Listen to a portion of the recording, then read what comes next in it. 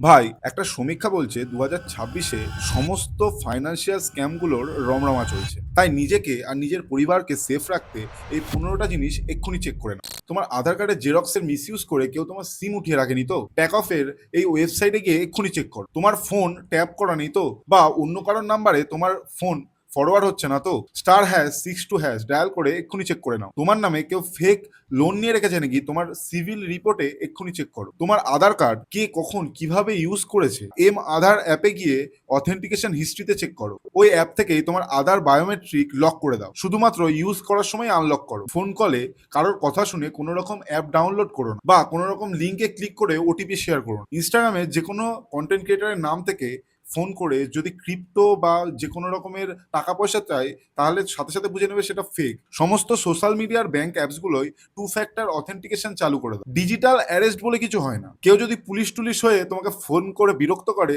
তুমি বলে দিও যে আমি থিঙ্ক অ্যান্ড গ্রো বাংলা চ্যানেলটিকে ফলো করি, আমাকে বোকা বানাতে এসো না। কোনো রকম র্যান্ডাম টেলিগ্রাম গ্রুপ থেকে অ্যাডভাইস বা স্টক অ্যাডভাইস নিও না। আরবিআই বা সেভির অ্যাপ্রুভাল ছাড়া কোনো রকম ফাইন্যান্সিয়াল অ্যাপ ফোনে ডাউনলোড করো না। তোমার যে কোনো কাজে এই মাস্ক আধারটা ইউজ করো। কোনো রকম জব পাওয়ার জন্য কাউকে টাকা পয়সা দিও না। কোনো রকম নাম্বার থেকে নিউ ইয়ার গ্রিটিংস, বিয়ের কার্ড, কোনো রকম র্যান্ডাম পিডিএফ বা ছবি পাঠালে সেটা ডাউনলোড করো না। তাতে ম্যালিসিয়াস ফাইলস থাকতে পারে। তোমার ফোনের এসএমএস, ওটিপি কোন কোন অ্যাপগুলো পড়ছে সেটা জানার জন্য পারমিশনে যাও, আর যেগুলো অপ্রয়োজনীয় সেগুলোকে অফ করে দাও। এই ভিডিওটা বাড়ির সকলের সাথে শেয়ার করে দাও, আর কোনটা কিভাবে করবে সেটা জানার জন্য কমেন্ট করো লিস্ট। আমি ডিটেলস ওখানে বলে দেবো। আর থিঙ্ক অ্যান্ড গ্রো চ্যানেলটিকে সাবস্ক্রাইব এবং ফলো করে